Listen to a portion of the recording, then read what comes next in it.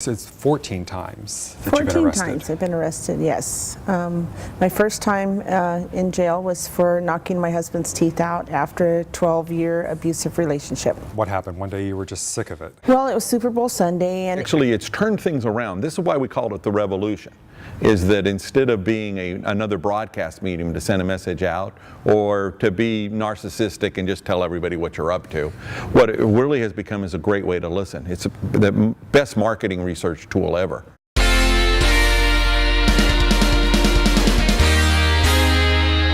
Today, Davida Martinez has been arrested 14 times. Now she's helping keep women out of prison. She tells us how she turned her life around with a little help from the GOGI program, Getting Out by Going In. And then, are you on Twitter? If not, why not? Warren Whitlock, author of The Twitter Revolution, tells you how to get a ton of followers on Twitter and why you should start tweeting if you aren't already. But first up, Davida Martinez. Pleasure to have you here today, Davida. good to meet you, Howie. And by the way, thank you for being brave enough to come here today and talk to us. I appreciate this. I know it's a difficult thing, but you've really changed or turned things around. But you told me it's 14 times that you've been 14 arrested. times I've been arrested, yes. My first time in jail was for knocking my husband's teeth out after a 12-year abusive relationship. Wow. Now, when you told me that before the show, it kind of grabbed me when you said knocked his teeth out, but then when you say the abusive relationship. Yeah. So, but what happened? One day you were just sick of it. Well, it was Super Bowl Sunday, and it was the #1 day for abused women in the United States of America. And it was, Really? yeah. 5 minutes before kickoff, he just approached me in a threatening manner, and I didn't really think twice. I just socked him in his mouth, and he spit out his So the teeth. guys watching football, Yeah. that's actually the #1 day that guys. Yes, for abused women, men drink and they abuse I saw the drinking. I their see. girls. And so was that a part of it with alcohol? I think so. Alcohol, drugs, whatever, football, just the whole hype behind it. Yeah.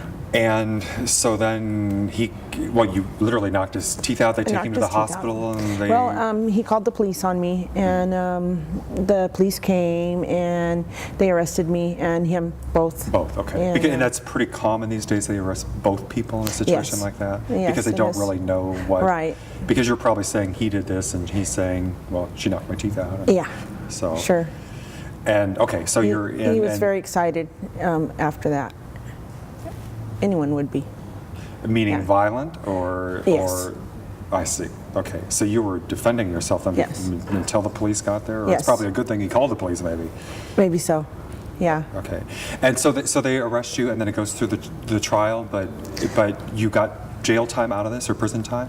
I ended up going to jail and prison then, and for many other drug-related charges and drug sales under the influence and possession 13 more times after 13 more that. times. Yeah. And I'm sorry, I just wanted to understand more about the first time, though. Because, again, as an abused woman, I mean, what did the court have to say about that? I mean, Well, you it still, was the time that it was shortly after the O.J. Simpson and Nicole type press that was going on. So they were rough on the girls as well as the guys in any abusive. It's really dangerous for the officers when they come out on a domestic violence call, because it's very dangerous for them. So they were hard on me and hard on him. But in the court system too, though. I mean, there was no clemency for the fact that you had been abused. No. Did he get any jail time? No. No, he went to jail, but he was released. I see. Yeah. And how long did you get? Or what was the first sentence? The first sentence was only 90 days. 90 days, okay. Mm-hmm. Now, I hear that in LA, I don't know if that was, a local. It was. Okay. Now, don't you get out pretty quickly in LA, though? I mean, Yes. with jail time? Yeah. So were you out pretty quickly? On a percentage, yes, I was out fairly quick.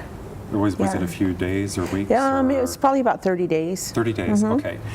And again, just because, again, with you being courageous enough to share this with, and for the people who are going through that. So what happens? You're in there in jail. Well, you hear people come out worse than they go in. Well, I mean, what was it like? It's your first time in jail? I mean, I had heard a lot of stories and I had seen a lot of documentaries on television, but I never imagined the way it was really going to be for me when I got there. How dirty it was, how just the whole experience, the way I was treated by the officers, Right. and just everything about it was just a lot worse than I could have ever imagined. So definitely not something you'd want to go back to. No. No one would want to go back in their right mind, and it's certainly something I wouldn't want anyone, my loved ones, to experience, or anyone that I care about. But yet, when you got out, it wasn't enough to keep you... It wasn't. It wasn't. And may I say, I mean, did you make bad contacts there, or people, how in other words they always say that you learn things in jail? I mean, did you come out in a certain way worse off, maybe knowing more about certain things? Well, I learned or- bad things at home. I learned bad things. My mom was one of the flower children, the Woodstock, free all that love kind of and- stuff. Yeah, she was all into that. So it was nothing uncommon, to have pot plants growing in the backyard and LSD and all those kind of things Wow. in the home, Wow. And my Easter basket had little eggs that you open up with drugs and paraphernalia inside of them. So I learned Do that you- at home. And what, may I say, do you have a good relationship with your mother today? Or Today I do. Today I do. Yeah, do sure. you think that was, would you raise your child that way? No, I wouldn't. I thought, my mom was a really good friend of mine at the time, but after growing up and all the dysfunction taking place, it just wasn't good.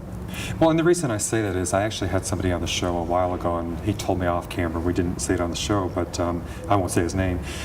But his father was the free love kind of, actually a religion professor, Yeah. had him using drugs at age 11. Yeah. And he was hooked on it. And now Yeah. it took him years to break it, and unfortunately he did. But I thought, what a terrible thing for a parent to do to a kid, to get your kid addicted to drugs at a young age. Well, they didn't think so at the time, but I was about 9 when I smoked my first joint with my mom, and it seemed okay at the time. And it's really. just love and happiness, and we're Sure. all being a family. Yeah, but times have changed since then, quite a bit.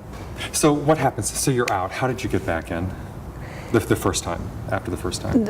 I was very depressed after the breakup with my husband, and I had 2 little boys with him, and So that ended the it, marriage by the way, ended. that- okay, Yes, that- yeah, divorce, and that was it, over. And so I was very depressed, and I just started using pretty heavily, and just kept on going to jail time after time. Meaning drugs? Drugs, yeah. I went to jail for 30 days, 60 days, 90 days, 120 days, 180 days, 270 days, 16 months, 54 months, and then my last was a year. A year, okay. Now I also hear from other people that they say California, at least historically, has always been lenient on drugs. I mean, is that? But it kept escalating because you had more convictions. But don't they often Sure. offer these rehab first or not? Or was that not Well, there part was of the? some of that kind of offer in between, but it just none of it worked for me. I just Okay, so couldn't. rehab. Do you believe Yeah. in rehab? I mean, from drug rehab, and obviously you're I a do. go-getter, but is It that- depends on the individual, but I think I had a poor self-image of myself. Yeah, that's was my problem. So just going back in more times. More And times. it was all served locally here in LA County? Or? Yes. Okay. Yes, in Chowchilla, up north, I see, the okay. largest maximum security women's Oh, prison so in you the were in maximum world. security women. And what was that like? Well, that was interesting because it was a very humbling experience because I had my first term done in a cell with 5 lifers that had done about 20 years and plus. Is that for So- like murder or very serious? Yeah, like So you're in murdering with their murderers at this husbands and point. stuff like that. Yeah. So that was pretty interesting to see how that's really home for some people, and how they live there. It's And home for a lot of people. how did that affect you? I mean, well, were you physically threatened by the other inmates and the officers, or were you a tough cookie in No, I'm pretty prison, or you My knew how rap to? sheet kind of spoke for itself. Okay, Yeah. so they didn't mess with you, No, not me. They didn't. but you come out harder core in a Yeah, way. yeah. I learned a lot in there. I made a lot of friends that I would never see again if I didn't go back to prison. And I didn't think I was going to do that my first trip, but I ended up going back and reuniting with some of the lifers there. Now, again, I don't claim to know, but they say, that for some people it becomes like a comfort zone where at least it may be terrible, but it's what they know and what they do. I mean, were you getting comfortable with it at that point? I mean, did you ever want to go back to prison or not? I mean, you weren't at that point where I didn't want to go back to prison. You didn't want to go back, no, but you... it's comfortable for some people because the utilities and the rent are provided, and the food, the meals, and that kind of thing. But no, I didn't want to go back there. So it was never a good experience? No, I made the best of it, though. I sure did. Now, did they offer education or anything They like did. that in there? Back then, there were more educational programs, so I learned some things in there. My first job, though, was as a porter. I mopped the floors and I swept the floors and scrubbed the toilets and stuff. And I actually took pride in that job. 7 cents an hour is how much I got paid. 7 cents an hour? Wow. Yeah. You get the paycheck with it too? Yeah. Yeah. Was it like $1 paycheck or something? Or I think a month it was like $5 or something. I can't remember exactly, but it was something. Yeah. Well, again, and the amazing thing though is the way you've turned this around, and we'll pick up on that when we come back. We'll be right back.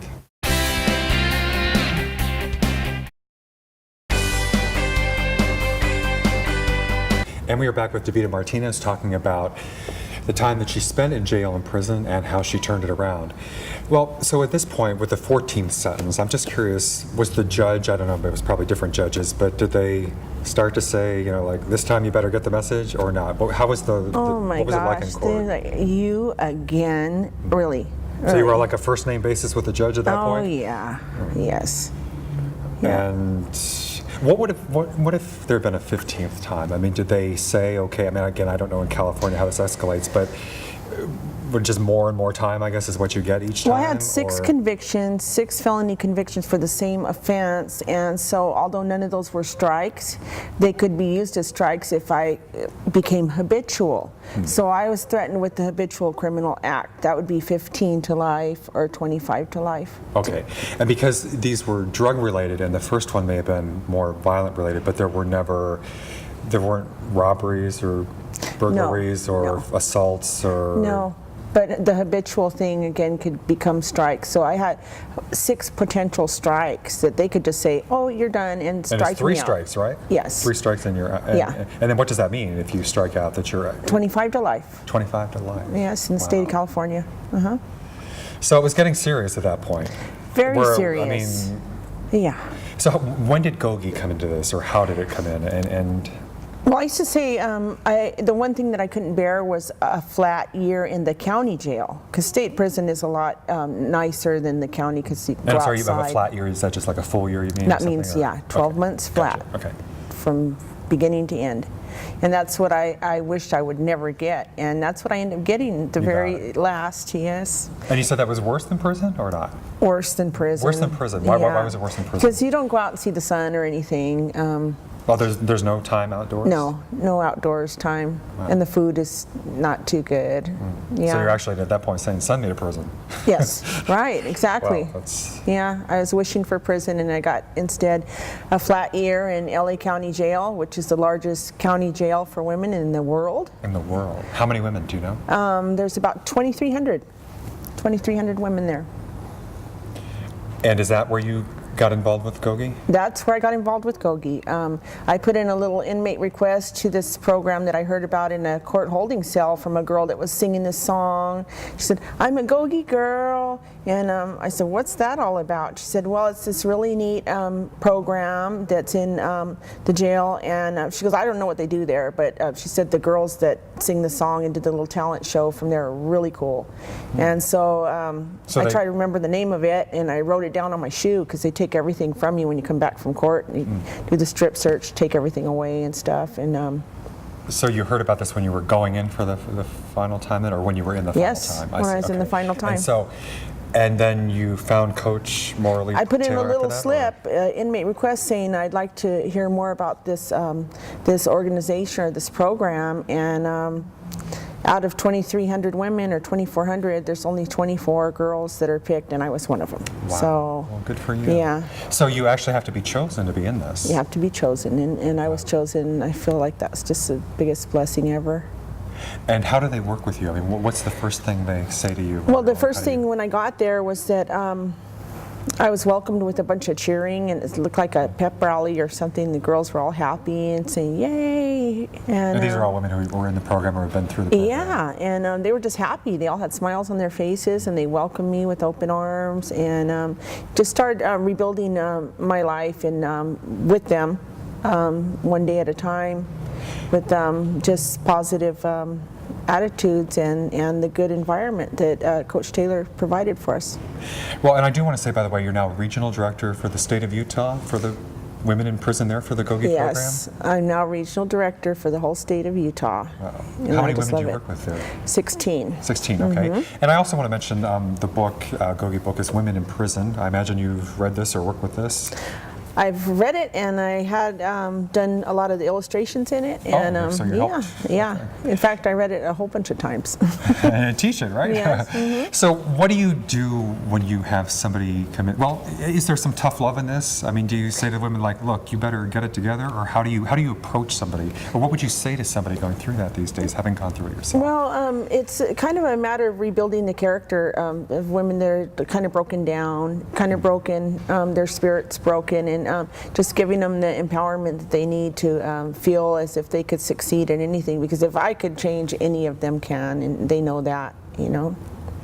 And so a lot of it, again, you may think that some of these people or women might be very hardcore, but it sounds like you make them sound more just broken in spirit, and even just something positive may actually. Right, that's just a front, the hard attitude sometimes, and just being able to be themselves and have the support of the people around them, and the information that they learn in the book, and Coach Taylor to be by our sides. Now, because of the success of this kind of program, or you know, you hear a bit more about this type of thing these days. Is it offered to more people? Because you said when only 23 or 24 people get chosen. I mean, do very few people have that option in prison? Well, there's 2.3 million Americans behind bars in the United States alone. And the beautiful thing about this book is that anyone that requests it that's incarcerated, we ship the books worldwide, all over the United States. We just shipped a box of books to Cameroon, Africa, and we've got Ireland, Romania, and all over, a lot in California, the California prisons and county jails. And so anyone that requests a book, they can get a book, and we'll begin correspondence with them. So there's a course through correspondence. We do have those in-campus, which are 2 modules, LA and Utah. And but anyone really can get involved if they want to. Well, I think you're proof for us that that you can turn things around, and you're an example. But yet, I think people may be suspicious of some. When you hear about rehab or something, does it work? And there's always a question about the recidivism rate when people, as you know, go back to prison multiple times. So I guess what I'm saying is, do you know the success or failure rate, and does it work? Well, it's far better than any other program or organization that has ever been before GOGI. So. What do you think makes the difference? I really think breaking it down to the basic tools that we should have all learned probably when we were in kindergarten, and having the tools that we learned that are very basic for life skills and things like that. And I guess it's 12 tools, they say? That is what there's 12 tools altogether, and it's just really great, because if I could stay out of jail, I've been clean and sober over 2 years now, out of jail after 14 arrests. I don't smoke cigarettes, I don't drink, and I don't do drugs, and I don't get arrested. You should write a quit smoking book too. Yeah, a lot of people would like to know the secret right, of that. Yeah. And how's your relationship with your family? You said you get along well with your mother? I get along good with my mom. My mom's just recently clean, and that's something that I never really hoped or prayed for, because I didn't think she'd ever change. And has she been in the program? She hasn't. She hasn't. My kids have. My kids have been involved. Even my grandkids are involved. And now, were your kids also? Did they have legal trouble or? Sure. All 3 of my sons have all been to jail, and one of them's in prison right now. But we're getting better all the time. So. Well, good for you, and continued success with it and turning it around. And thank you for being brave enough to come here and to talk to us. So. Thanks for having me, Howie. Thanks a lot. Okay. We'll be right back.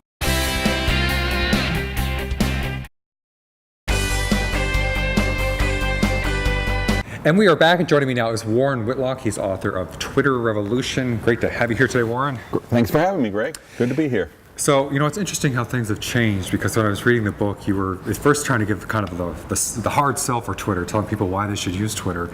And of course now, I mean, almost everybody's on Twitter, aren't they, it seems? Or... I say if you don't want to be on Twitter, don't bother. It's okay. It's a matter of connecting with people. Oh. And, we have so many good tools now just to connect with each other. Twitter's one of them. And if it works for you, do it. But you don't think it's for everybody? It's not for somebody that doesn't want to be, doesn't want to have a Followed every connection. move of their life. Yeah, it's just like saying, a lot of people just don't talk on the phone very much. Some people don't send letters. Some people don't attend parties. I mean, some people don't tweet. Yeah. There's a few. Actually, the biggest current thing going on is that there's a lot of people that have started an account and then aren't using them very much. I've heard a few people tell me that they're over Twitter or they're off Twitter. So they tweeted for a while and then they stopped. They're no longer tweeting. Yeah, I say there's 3 stages of Twitter acceptance. Number 1 is you look at it and say, what do I care what other people are having for breakfast? And then stage 2 is I got to figure out how I can make this thing work and make some money, get people to do something. And then stage 3 is you start having conversations. Once you start having conversations, it's just like anything else. You and I are talking. I didn't decide that I'm going to have a conversation with you. We're just talking. Well, I did drive here to be interviewed today, but outside of that, but in fact, a lot of the interviews I do is just 2 people talking on the telephone. We do radio interviews. It's that simple. Sure. So people are just being people, connecting wherever they can, and turns out that a lot of other people are interested in that. Yeah, and when I first heard about Twitter, I actually said I remember when I first heard about email back in college, I was like, a friend of mine was using email, and I said, she said, there's this great way to keep in touch with my professors. And I said, well, can't you just stop by their office? Absolutely. Now I laugh. Now I'm checking my email 400 times a day, and morning, noon, and night. Absolutely. But the same thing with Twitter. When somebody first told me about Twitter, I was like, it's like 140 characters, and you tell people what you're doing. I'm like, I don't get it. I said, I don't. Now I'm tweeting regularly. Yeah, so. the basis of Twitter is SMS messages, 160 characters. The name uses up the rest. They leave 20 for the name and then 140 on Twitter. But that's where it's based on. I heard about that 20 years ago. Really? And when I saw that was coming, I'm going, who's going to want to send text over their telephone? And now, of course, today, I think 2008 was 3 trillion messages on SMS, and it's just going up and up. I also went through that phase, though, where I'd send the annoying text like, at the movies. Yeah. But that's not the best way to use Twitter? Actually, it's turned things around. This is why we called it the revolution, is that instead of being another broadcast medium to send a message out or to be narcissistic and just tell everybody what you're up to, what it really has become is a great way to listen. It's the best marketing research tool ever, because no matter what it is you're selling, no matter what it is you're an interest in, the market is out there talking about it right now. And you can just listen. And it's interesting, a lot of big companies monitor what people are saying about them. Sure. And I know because I've said some things about some big companies and I've heard about them. Well, but I definitely believe in using it for customer service issues. It's one of the things you just said there is you got to be careful what you're putting up there. It is a digital tattoo. It's going to be there forever, whatever you say.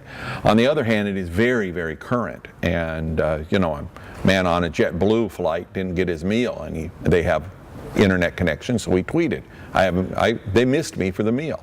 30 seconds later, somebody shows up with the meal. Wow. Okay, that's not a customer service department went and did anything. That's just people doing their job. He didn't need a free trip.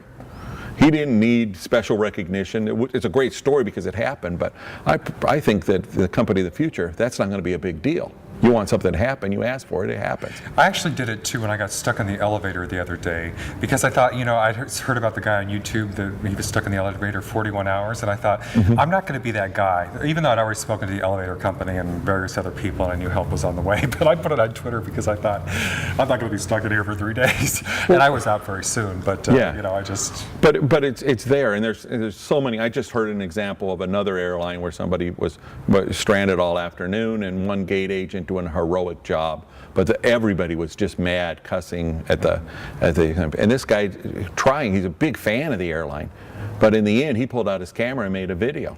He was hoping to get their attention. I guess he did. And in the future, I think the companies that do best are going to be the ones that pay attention. So that's my marketing mantra for the future. Well, I guess listen and love. Listen and love. Wow, you sound like the 60s. Free love. Were you in the free love? Well, you know, you just find out what people want and you get it for them. It's that simple as that. It's not something big and complicated, but isn't that what we all want? You call a customer service department, they say that's not my department. Or they put you on hold. Exactly. You don't like that. Right. You want somebody that'll listen, even if the policy won't allow them to fix it, even if it's broke beyond repair, even if your internet service is going to be down for the next 6 weeks, whatever the answer is, at least a human being listened to you. Yeah, that's why I actually gave the company credit for being proactive and contacting me when I posted a comment. And, sure, good for them. Yeah, I know, because until then, you really think, does anybody care or know or about their job or whatever, but they actually did. So. Sure. I don't know that it's gotten necessarily better, but I guess. But at least they cared. But they tell me you have 60,000 followers, and so I think the thing everybody wants to know for those people who are twittering is, how do you get a lot of followers? What do you have to do? You actually, there's two parts of that. Number one is more than how many people are following me, because they're really not following like broadcast. For your show, when they said you're going to be on the show, I said, well, Greg's got a show. How many viewers does he have? It matters in old media. Sure. In new media, though, it's a two-way. It's how many people can I have a conversation with. So out of that 60,000, I'm sorry to say that most of those people I've never talked to. And I Well, would. you'd be spending a lot of time on Twitter if you did talk to all 60,000. Well, and I think that's the point. I want to have an individual conversation with anybody that wants to. So I'm at Warren Whitlock, WarrWhitlock, and just go ahead and send me a tweet. I will answer everybody that wants to have a conversation. Other people will watch, and they may learn something from it. You ask me a question, I'll answer it, and maybe some other people will hear it. But the main thing is, let's have individual conversations. That being said, the best way to get followers is to have more of those kind of conversations. Being seen as a giver. If you go on and say, come watch my show every day, people would get bored. If you go on and say, I've got this interesting guest, or here's where you can find out some more information about them, and you put the spotlight on somebody else, or you spotlight one of your viewers, then you're seen as the kind of person that is open and listening, and we all want to follow somebody like that. So give them people information is one way. Not just information, but context, and conversation. And I think you say ask questions. Yep. Oh yeah, definitely ask questions. Well, and it's interesting. There's people asking questions on anything under the sun. I can ask a question, where can I get good sushi in Cincinnati? And somebody will answer. I've tried it. I've never been to Cincinnati. I don't like sushi, but I know where I can get you But an now answer. you know. Yeah, we needed to. If we had the time, we would check it out here, and I'd come back, and there'd be 5 people talking about sushi in Cincinnati. It's real time. It's now. And that's what's made the revolution, is that we're actually listening to what our customers have to say. You talk about also, I guess, paying attention to some of the trending topics, since they, you can see what's popular at the moment. Do you try to work in? Oh, that's one thing. As Twitter gets bigger, it's getting tougher and tougher to do. If you just look at the trending topics on Twitter, it's all going to be, who just signed the big basketball contract or won the game, the soccer game, whatever happens like that. But there's a lot of tools there, and if you're in business, there's plenty of tools that'll watch to what your followers are saying, what people in a certain area are saying. Every tweet is now geotagged. In other words, it puts the origin of where the person was when they sent the tweet, and you can find out in a very, very finite little part of the market what they want, and you respond to them. So who is the top person on Twitter right now? How many followers do they have? It's millions, and it's a movie star. And so the joke now is, if you want to have a whole lot of followers on Twitter, just be famous before you go on Twitter. So is that everybody's following the Yeah, I used to be like in the top 50, and I'm way down now, and the people above me are celebrities, real life TV celebrities. Well, you got the book, now make a movie, and we'll follow you then. Yeah, good. Well, thank you very much, Warren Whitlock. The book is Twitter Revolution. I'd also like to thank Davida Martinez from Gogi. Thanks everybody for watching. We'll see you next time.